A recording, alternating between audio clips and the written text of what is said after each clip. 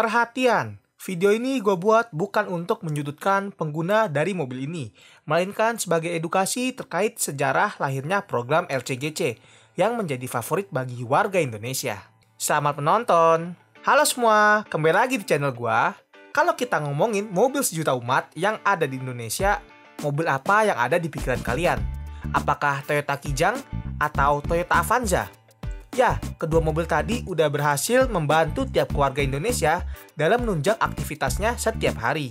Tapi, seiring berjalannya waktu, dengan berbagai faktor menyebabkan kenaikan harga untuk kedua mobil tadi.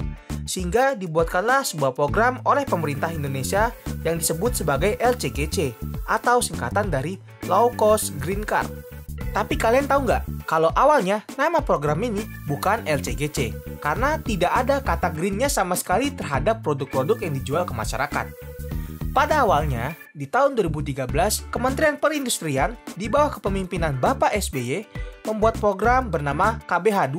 KBH2 sendiri merupakan singkatan dari kendaraan bermotor, hemat energi, dan harga terjangkau.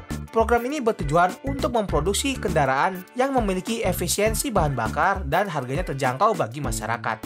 Dengan harapan bisa menjadi jembatan bagi masyarakat untuk melakukan transisi dari roda 2 ke roda 4 dan meningkatkan sektor industri otomotif dalam negeri. Program LCGC di Indonesia memiliki kesamaan dengan program Kei-Car di Jepang yang telah ada sejak tahun 40-an. Serta program serupa di negara ASEAN lainnya seperti EcoCar di Thailand yang udah diluncurkan sejak tahun 2007. Kemudian ada EEV di Malaysia yang merupakan singkatan dari Energy Efficient Vehicle yang dimulai pada tahun 2014, setahun setelah program LCGC hadir di Indonesia. Dan terakhir yaitu program CARS di Filipina yang merupakan singkatan dari Comprehensive Automotive Resurgence and Strategy. Semua program ini diciptakan dengan tujuan yang sama, yaitu mendorong produksi mobil hemat bahan bakar serta memperkuat industri otomotif dalam negeri. Program KBH2 diatur dalam Peraturan Menteri Perindustrian Nomor 33 Tahun 2013 tentang pengembangan produksi KBH2, yang merupakan turunan dari Peraturan Pemerintah Nomor 41 Tahun 2013 tentang PPNBM untuk kendaraan bermotor. Program ini memberikan insentif berupa pembebasan atau pengurangan PPNBM untuk kendaraan yang memenuhi kriteria tertentu, dengan tujuan mendorong pabrikan otomotif untuk menciptakan kendaraan yang ramah lingkungan dan juga efisien dalam penggunaan bahan bakar. Kendaraan yang memenuhi syarat dalam program ini harus memiliki mesin dengan jumlah silinder yang nggak boleh lebih dari 4, lalu memiliki kapasitas mesin antara 980 hingga 1200 cc untuk mesin bensin dan maksimal 1500 cc untuk mesin diesel. Selain itu, kendaraan juga wajib menggunakan bahan bakar dengan RON minimal 92 untuk mesin bensin dan juga CN51 untuk mesin diesel. Efisiensi bahan bakar juga menjadi syarat utama di dalam program ini, yang dimana kendaraan itu harus mampu mencapai konsumsi bahan bakar minimal 20 km per liter. Harga jualan juga harus dibatasi agar tidak lebih dari 95 juta, dengan tujuan bahwa kendaraan ini tuh bisa dijangkau oleh semua masyarakat. Semua persyaratan ini harus dipatuhi oleh produsen mobil yang ada di Indonesia apabila mereka ingin memasukkan produknya ke dalam kategori KBH2.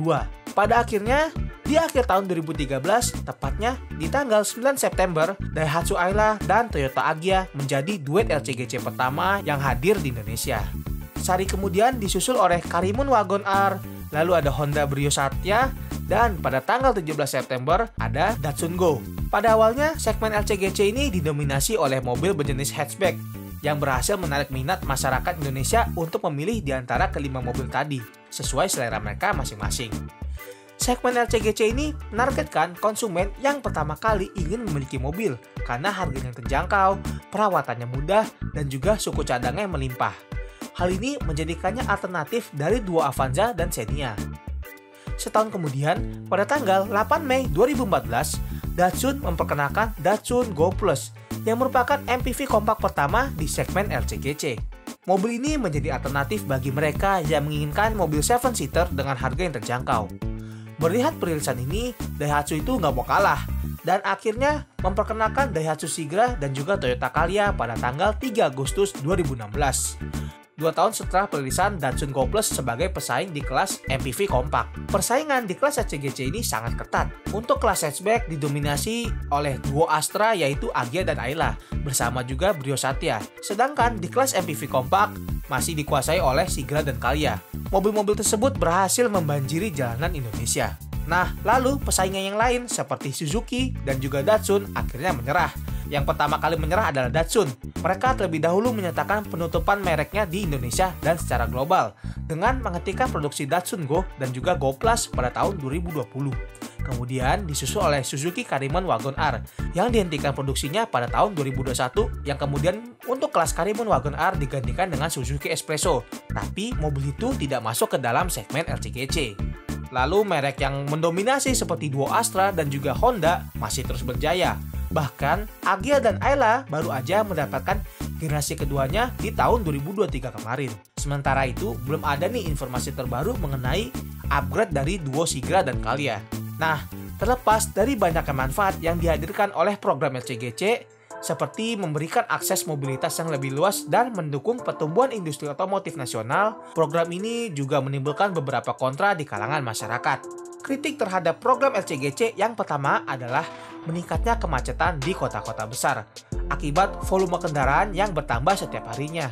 Kemudian kritik kedua adalah perilaku sembrono pengendara LCGC yang mayoritasnya adalah pengguna transisi dari kendaraan roda 2 ke roda 4. Sebagai pengendara baru, mereka seringkali masih terbiasa dengan cara berkendara roda 2 yang cenderung lebih agresif dan juga ugal-ugalan, sehingga menimbulkan resiko kecelakaan yang lebih tinggi di jalan raya. Kritik ketiga berkaitan dengan kata green dalam nama LCGC-nya. Meskipun mobil LCGC itu diciptakan sebagai transportasi yang ramah lingkungan, kendaraan ini tetap menggunakan mesin pembakaran internal yang ditenagai oleh bahan bakar fosil. Secara peraturan, kendaraan LCGC diwajibkan menggunakan bahan bakar minimal RON 92. Tapi realitanya di lapangan, banyak penggunanya lebih memilih RON 90 karena harganya lebih murah. Alasan penggunaan bahan bakar minimal RON 92 karena kan bahan bakarnya lebih bersih sehingga efisien dalam pembakaran. Nah, dampak dari menggunakan RON yang lebih rendah menghasilkan pembakaran yang kurang sempurna, sehingga emisi gas buang yang dihasilkan lebih tinggi dan berdampak negatif terhadap kualitas udara. Hal ini menimbulkan pertanyaan mengenai seberapa hijaunya LCGC ini, terutama jika dibandingkan dengan fenomena mobil listrik yang semakin didukung besar-besaran oleh pemerintah. Pada tahun 2022 kemarin, pemerintah menghentikan insentif PPNBM untuk mobil LCGC, yang menyebabkan pabrikan itu harus menyesuaikan harganya. Akibatnya, harga mobil LCGC naik antara 1 hingga 2 juta rupiah, tergantung dari tipe mobilnya. Hal ini menambah tantangan bagi segmen LCGC, yang sebelumnya itu dikenal sebagai mobil yang sangat terjangkau. Dengan perubahan-perubahan ini, muncullah pertanyaan mengenai masa depan LCGC di Indonesia. Apakah program ini masih relevan di tengah gempuran mobil listrik dari Cina? Apakah akan ada LCGC versi listrik yang mempertahankan prinsip hemat energi dan juga harga yang terjangkau? Jadi, bagi sebagian orang, program ini masih penting karena memberikan akses kepemilikan mobil kepada masyarakat yang lebih luas. Jadi, apa pendapat kalian mengenai mobil LCGC ini? Apa kalian punya pengalaman baik atau buruk? Bisa di-share ya di bawah. Jadi, sampai di sini dulu untuk video kali ini. Makasih banyak buat yang udah nonton. Sampai ketemu di video berikutnya. Dah!